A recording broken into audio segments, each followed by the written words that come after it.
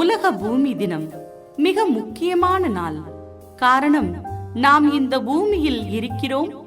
இதனை கருத்தில் கொண்டுதான் பூமி தினம் அனுசரிக்கப்படுகிறது.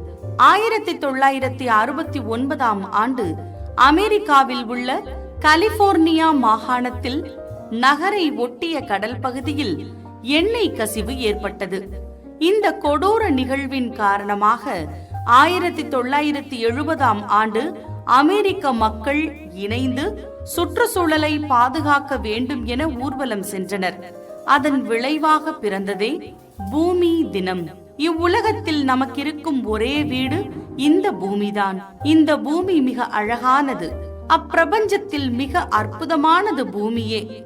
எங்கும் அழகாய் உயர்ந்து நிற்கும் மலைகள், நெருங்கி நிற்கும் மரக்கூட்டங்கள், பரந்து விரிந்த வயல்வெளிகள், இப்படியான இயற்கை தோற்றங்கள் என்று மாறிக்கொண்டே வருகின்றன. எங்கும் தொழிற்சாலை கூடங்கள், ஊரெங்கும் நெடுஞ்சாலைகள் அதிகரித்து வருகின்றன. வயல்வெளிகள் எங்கும் கான்கிரீட் காடுகளாகி வருகின்றன. வளர்ச்சி என்ற பெயரில் வன்முறையில் இறங்கி இருக்கிறோம் என்றுதான் சொல்ல வேண்டும் என்று ஆதங்கப்படுகிறார் பேராசிரியர் முனைவர் பகவதி அவர்கள்.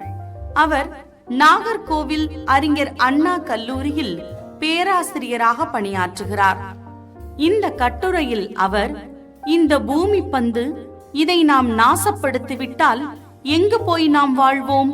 வருங்கால நம் சந்ததியினருக்கு எதை விட்டுச் செல்வோம் என்ற கேள்வியை எழுப்புகிறார்.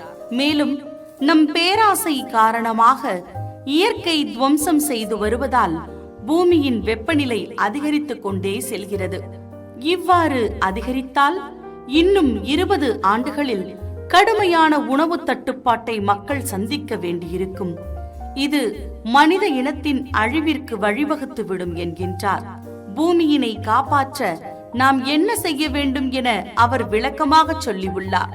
அவை நாம் அனைவரும் அவசியம் கடைபிடிக்க வேண்டியவையாகும். அனைத்து உயிர்களுக்கும் பொதுவான இப்பூமி பாதுகாப்பில் முழு பங்களிப்பையும் மனிதர்களான நமக்கானது என்பதனை மறந்துவிடக் கூடாது.